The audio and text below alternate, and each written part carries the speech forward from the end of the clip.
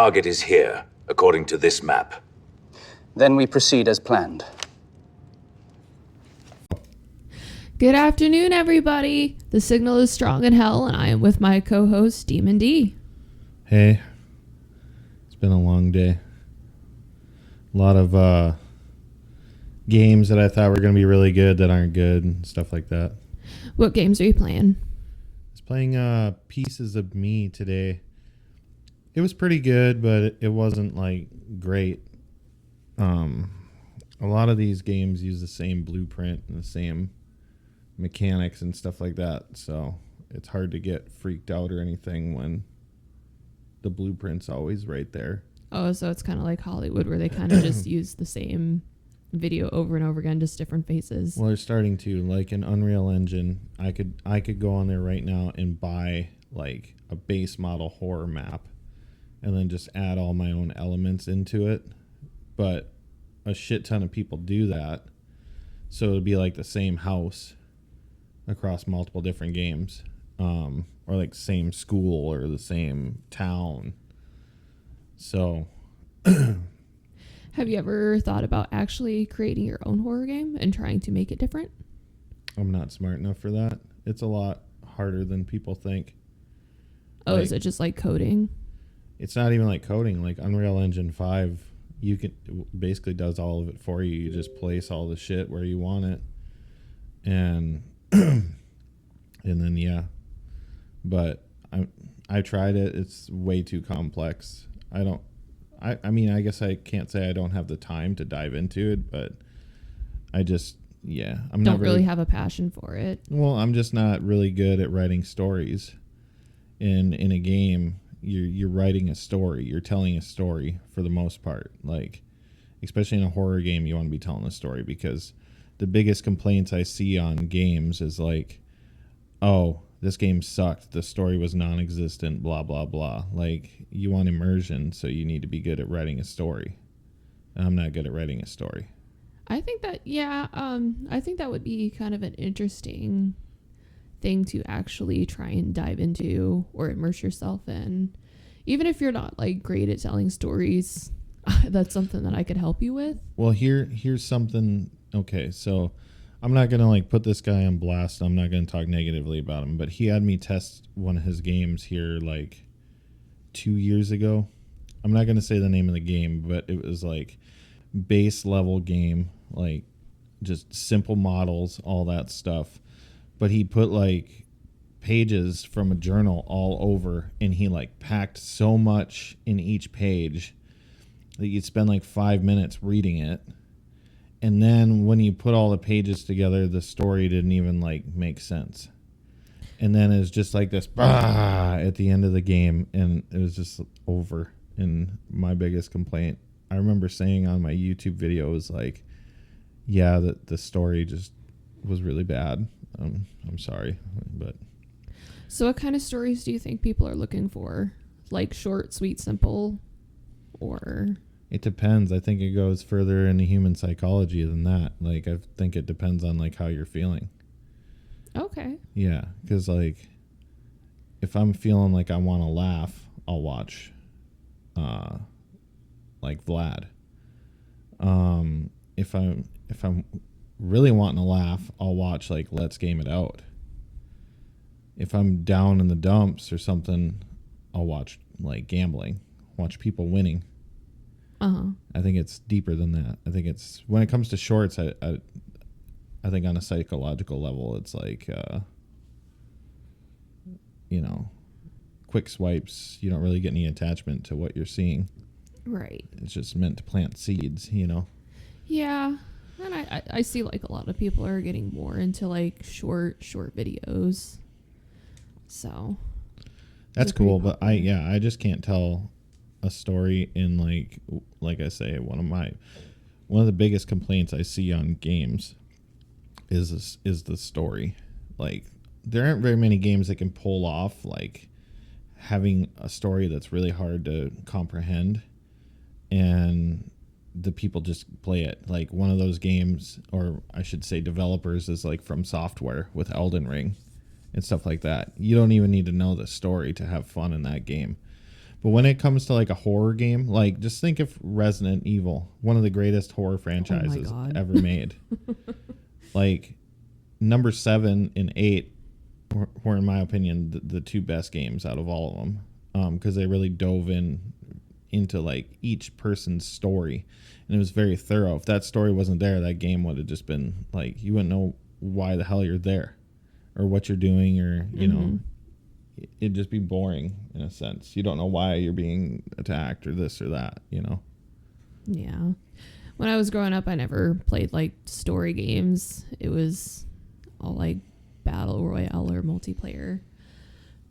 Just probably recent years, I started actually playing the storylines of games, and I don't know. To me, they don't matter that much, but they can be pretty fun with the right game. Like I just am finishing up The Last of Us. The next video comes out tomorrow. I split it up with Pieces of Me just to hang everybody in limbo for a minute. But like The Last of Us, that game is hands down one of the best games ever made, and it's because of the story. Oh, really? Yeah. The same with like Uncharted. They're made by the same developer, Naughty Dog. Like it, one of the best games ever made, and it's because of the story. Like, don't you remember that game we played, A Way Out, where you're each a convict? We never got to finish it. I was so disappointed. Oh, but yeah, that game is solely pushed by the story. So I'm not going to say any spoilers for the audience or for you, because like the ending's wild. Oh, I believe it. Who do you think's going to be the most memorable character? In like video gaming in general? No, in The Last of Us. In The Last of Us? Well, it's going to be Ellie. Ellie. I can't spoil the next season for my viewers, or anybody else who watches for that matter, but like it flips the script quite a bit in the next game. Like Is it pretty drastic? Yeah. Okay. Very unexpected things that partake in it, and you know, It'll definitely throw everybody for a loop then. All right. yeah, it caught me off guard, and it kind of pissed me off, like what happens in it. So, but I'm not going to say any more than that. I've probably given too much away. Well, if anything, they'll be on the edge of their seat. So I kind of wanted to talk about like burnout today. Like we touched on it in our first episode, but like burnout is a real thing. Are you experiencing any of that, like in your TikTok life or any of that? I would say just in life in general. TikTok sometimes is kind of like, what's the point? But you have to look at the bigger picture and just keep trucking along. Sometimes it's easier to maybe throw out a video every other day versus every day, because then there's not as much pressure. But just like trying to keep that balance, especially when you have like a whole bunch of other stuff that you got to do and you don't have a lot of time to just sit there and create something. So that can be a huge challenge. But I seem to be pulling it off pretty decently. YouTube's tough. Like, I think TikTok is tougher, but YouTube's tough. Like, it's hard getting somebody to commit to like all my videos lately have been over an hour. It's hard getting somebody to commit to you for 5 minutes as opposed to 90 minutes, you know, 180 minutes, stuff like that, you know. Like the video I was going to release today would have been 6 hours long. Oh my. And it was like 32 gigs of footage, and the game was just so bad. Which one was that? Five Nights at Freddy's: The Secret of the Mimic. And like my kid was like, "Hey, this is dope. You got to play Five Nights at Freddy's. You got to play this, that." And like usually when he recommends games, they're pretty good, because I mean, like, he's 10 years old. He's in it. He knows what's hot and what's not, you know. Well, at least for kids his age. Yeah, but where was I going with this? It was just a bad game. Like, it was just poor storyline. The story was really confusing. You couldn't really figure out where the hell you were supposed to go or what you're supposed to be doing. It would explain a little bit, But then like it would just start these chase scenes and then you're just running into nowhere because you don't know where the hell to go. Like you die 15 times to realize in the dark corner there's a hole in the wall. Oh. That there was no indicator of like what direction to go, where to go. You're basically just running blind to it. No hints, no nothing. Which, I mean, it's cool, but you can't be adding in tense as hell chase scenes and expecting somebody to figure a game out that quick, you know? Right. I think that's probably my biggest quarrel with horror games is the settings are so dark and you can't really see anything anyways. Yeah, I don't know. Like, I don't really mind that. Like this one I played today, Pieces of Me, it was dark, but the flashlight was good, so it like balanced out the light really well. Oh, that's good. Yeah. But Burnout though, like with YouTube, I had a YouTube channel before, like I said, and that's what this podcast channel is now. And I built that one up pretty decent. I stopped working hard on it towards the end of it. I was just too busy with other stuff. Now I have time and availability, but I'd say Burnout is like you work, you know, tirelessly for a certain amount of times, and then like society makes you believe that you're supposed to have this amount of views or whatever to be successful. Yeah, to be successful. And society is pushed away from this, you know, looking at it and being like, damn, dude, I have 10 views and they're commenting on my stuff. Like, dude, I'm doing something right if I'm making these 10 people happy by watching my videos each day. And a lot of people, I think, get burnt out because they're not seeing the growth, but also they're not focusing on the retention and the audience they do currently have. You know, even if it's just one person, like I've said to you before, like look at metal music. Nobody liked that in the beginning. It was maybe one or two people, you know. So I feel like you really got to look at it like that and appreciate every person that comes in to share a piece of their story with you, you know. Yeah. Slow growth is still growth. So yeah, I think my YouTube channel will do good. Like 100% it'll do good. I've been told by my viewers, like, hey, it's good stuff. So I believe it'll do good. I just hope that they keep pushing out what content they want and stuff like that. So yeah, definitely prompt them too. Well, like long games are the hardest. They tie up the most amount of time. And like The Last of Us, I really am enjoying doing The Last of Us right now. But because it's long, it's like, oh, should I just run the whole series? Should I split it up? Should I do this? Like, I don't want to piss people off by splitting it up, but I don't want to piss people off by that being the only given that being the only content pushing out. So like I've just decided to split it up until my viewers tell me. So how often do you release a video? Every day. So what you could do is one day The Last of Us and then do another game and just kind of... Yeah, we could. I think I'm going to start trying to do 2 videos a day, though. Just to get more content out there. But it needs to be quality content. Because I usually film 2 videos a day anyway. You know? So... yeah, that can be pretty challenging.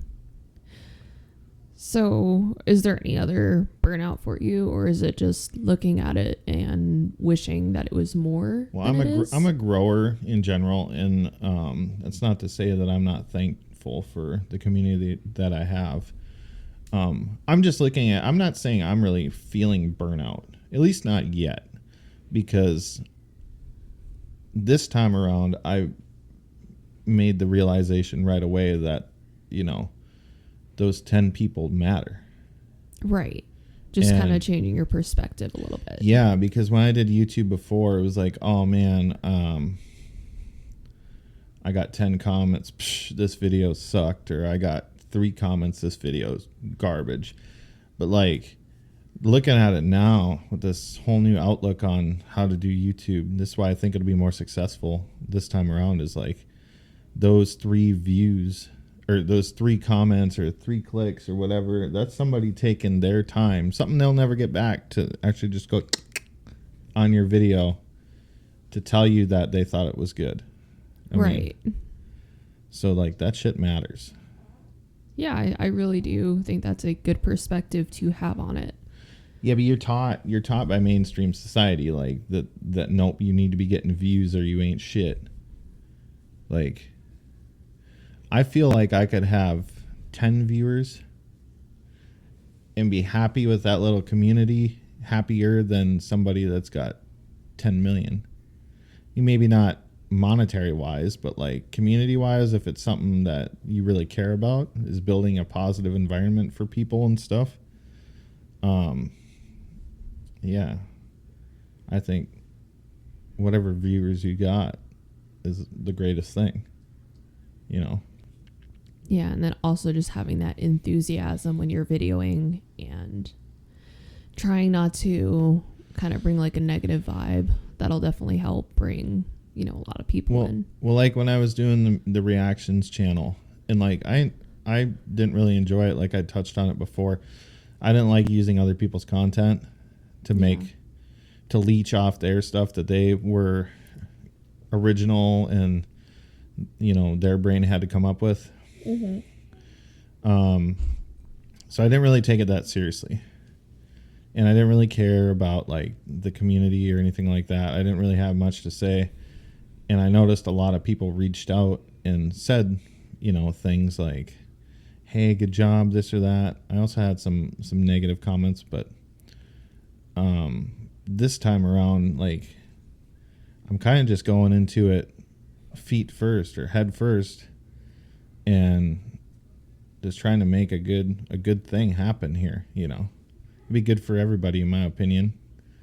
I definitely believe that you have what it takes, and as long as you don't give up on yourself and your vision of it, I think it'll grow and do just fine. Well, I appreciate that. That's pretty cool that you say that. I just, I think your TikTok could really transpire into your vlogging idea and stuff. Yeah, possibly. Yeah, just take things a little bit at a time, and you know, it'll either go somewhere or it won't. But I mean, I have some pretty very loyal people on there, great community, so it keeps it open. Yeah, that's one thing I can't figure out is TikTok. TikTok is it's just blah to me. I'm just not a giant fan of it anymore. I was. So I used to, a little background, I used to bodybuild and stuff like that. And like my TikTok was popping, like with other people. It was the fad that was in at that time. And other people were doing it, like my community exploded pretty fast, and then I just like was not a fan. Oh my goodness, I feel like bodybuilders are so vain though, like, and also that's also why it gets a lot of traffic too, because they all get together and just, I don't know, that's always been their kind of personality. They turn working out to be their only personality. It's very, very vain people. I don't know if I was like that, but like, I don't know. That's another topic. Yeah, I've always just kind of been a loner when it comes to that stuff. Like, yeah, because people stab you in the back, so I always just kind of stick to myself, you know. Right. I don't know. When I was going to the gym and stuff, I hate it when people talk down to other people, especially about like their body. You know, it's like, why do you even care to comment on their body or them in general? Like, you'll see like someone that's like overweight working out at the gym, and like some people will be like talking and just putting them down and just making it very uncomfortable for them. Or they'll just be out in public and be like, oh, look at that person's, you know, legs or whatever. And it's just, I don't feel like it's ever been a very positive community. See, that was one thing about the gym I went to. Like, that's why in the beginning it was such a good gym. There was a dude that came in. I think he weighed like over 5. And big old boy. And he, everybody encouraged him. Nobody talked down to him. It was like that with quite a few people. But like you go to like, I'm sorry, I'm not trying to knock it, but you go to like Planet Fitness, you see a lot of that. Well, they have the lunk alarm anyways, and that's kind of, even though it's supposed to be, oh man, what's the word? Non-judgmental. You're kind of judging somebody of how they work out. It's a no judgment zone. Yeah. Yeah. Yeah. Or like, And they draw attention to that person. or like, And so they all judge him or her, you know, like, oh, you set off the alarm, you know. or like Anytime Fitness, like when I was going there, it's just like tripods set up now and like freaking people wearing next to nothing. And it's just like, dude, it's not like a fashion scene or like the Hunger Games. You can put some clothes on and Maybe do they your can't fucking afford squats there, Betty. Get out of my way. You know, It might just be broke, can't afford clothes. not even like the shit, like I'm gonna be the guy to say it. The shit women wear in public is crazy. Like, I think as a father, it needs to settle down a little bit, like a lot of it. It's you got women walk around damn near naked out in public, and it's like kids are seeing that shit, man. Yeah. Like, I don't know. I don't know how we got on this topic, but like that's somebody needed to say it. Like, put on a fucking sweatshirt or something. Yeah. That's definitely reasonable. Cover your cooch, man. Somebody had to say it, and I might as well be that somebody. You know. We always go on these little rabbit trails. Yeah, follow the white rabbit. That's what you gotta do. I don't know. Back to YouTube though. So there's like things you can do to optimize your channel and stuff like that. I just found that out. So how do you optimize it? How? Yeah. You gotta like hashtag certain areas of your profile and certain areas of your videos and all sorts. They don't tell you any of this. Like, it's so gate kept. It's like the only people talking about it is other small creators that have figured it out, and they're like, "Hey, by the way, this is how this works." Yeah. Or they try to get you to buy their fucking book, like, hey, secrets to YouTube. Like, no, I'm not gonna buy your book. That's Well, why. I mean, everybody's trying to make a little money, so we live in a world that's extremely expensive, unfortunately, because of how advanced it is in capitalism. So, I mean, if you're gonna put stuff out there and you're like, well, I could make $1 or $2 off this, you're gonna do it. I don't know. I'm just like, whatever. It doesn't really matter to me. I really don't care about the book or whatever. Hey, so let me change the topic here. So people are asking us to do scary stories, and I was thinking we could create a Reddit for that and paste it in the video description and in our profile. Okay. And people can go on and put stories that have happened to them in there, and then we can do scary stories. Oddly enough, I do have a Reddit account set up for it. Do you have any stories in there yet? I haven't checked. Oh.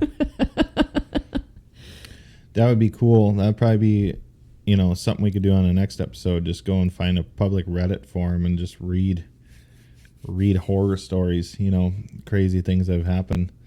It'd be cool to do that. Yeah, we could definitely surf it, pick out some stories, and then also promote our Reddit page and get that going. So in case anybody else has any stories that they want us to read, we can go through them.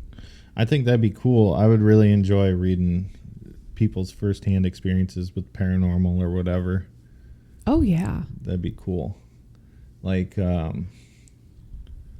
there's a really good podcaster that does that now. It's Let's Read. He's one of my favorites.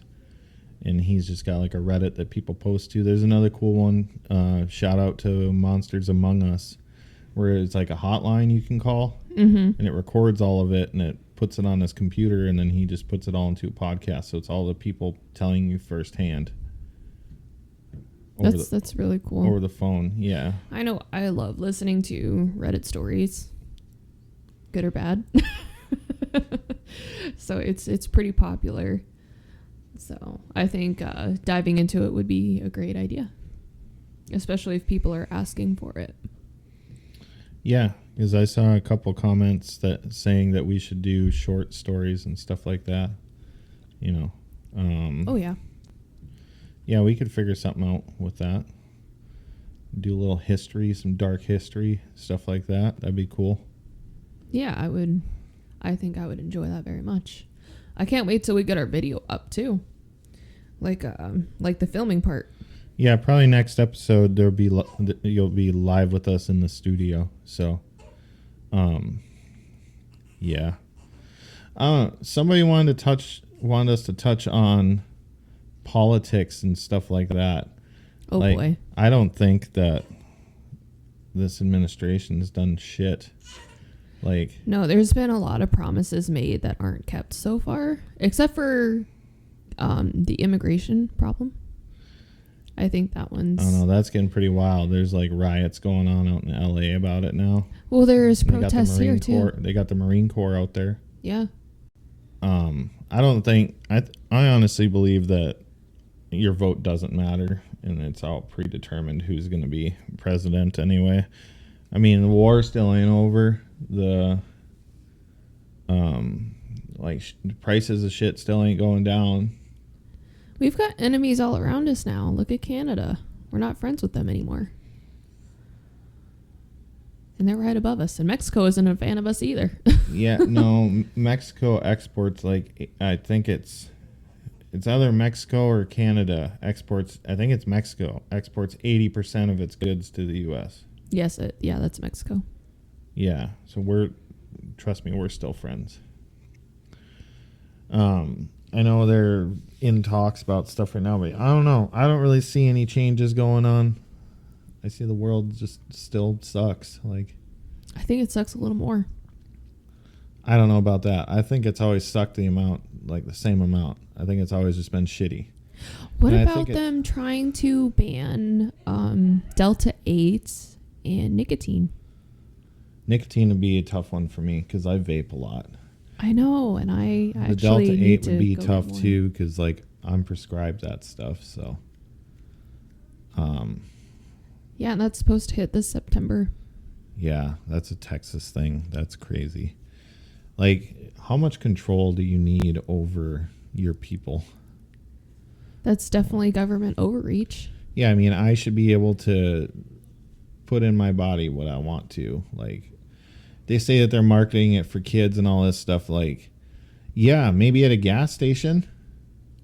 But at actual head shop or vape shop, you have to be 21 to even walk in the door. Exactly. So and how they are check kids your going to see ID, it? so... Yeah, so how are kids going to see it when it's behind lock and key? But they let these idiots sell the shit at the gas station and stuff like that. There's a 7-Eleven over by where I used to work, and they're selling all that crap. Those Kratom drinks, all that shit. And it's just right there for kids. I think they're using it as an excuse. Because isn't the alcohol sales going down? Yeah, alcohol sales are going down, and our senators and stuff supposedly are mixed in with alcohol companies. So they want you to... they want it to be from... I don't know if this is correct. Isn't it his name Abbott? Yeah. Isn't his son the one who kind of runs the alcohol, is the one pushing it? I don't know. I lost my train of thought. I don't know. It's messed up though. I don't think that they should be able to tell me what I can and can't put in my body, Yeah. I think that'll probably cause more problems than what they're going to want to handle. I don't know. Texas Because has, if you think about it, people that it is an addiction, like with nicotine and stuff. When people can't get what they're, you know, Could you imagine like 250,000 people not having nicotine? Ultimate chaos. All going cold turkey on the same day? It's not going to be good for nobody. No. Could you imagine traffic? Oh, there's already a lot of road rage out there. If anybody watches the news, there's shootings every other day now of road rage. So, Well, I mean, people do drive like assholes, so like, yeah. But adding like now there's no nicotine, a lot more people are going to be pissed off pretty quickly. well, no, they want everybody to go back to smoking. They'll probably get rid of cigarettes then too. It's a tough world out there. Can't have nothing. No, you can't. And right now, you can't have any more of this episode because we're going to cut and leave you more for the next episode. I'm Demon D. And this is Skittles. Y'all have a great day. Be sure to like and subscribe if you're on YouTube. Hit that notification bell so you get notified of all of our new videos. And if you're on Spotify, thanks so much for listening. Be sure to drop us a follow and leave us a nice comment on one of our podcasts. Thanks, guys. Bye. Fucking mouse died. Yeah, don't say where we live.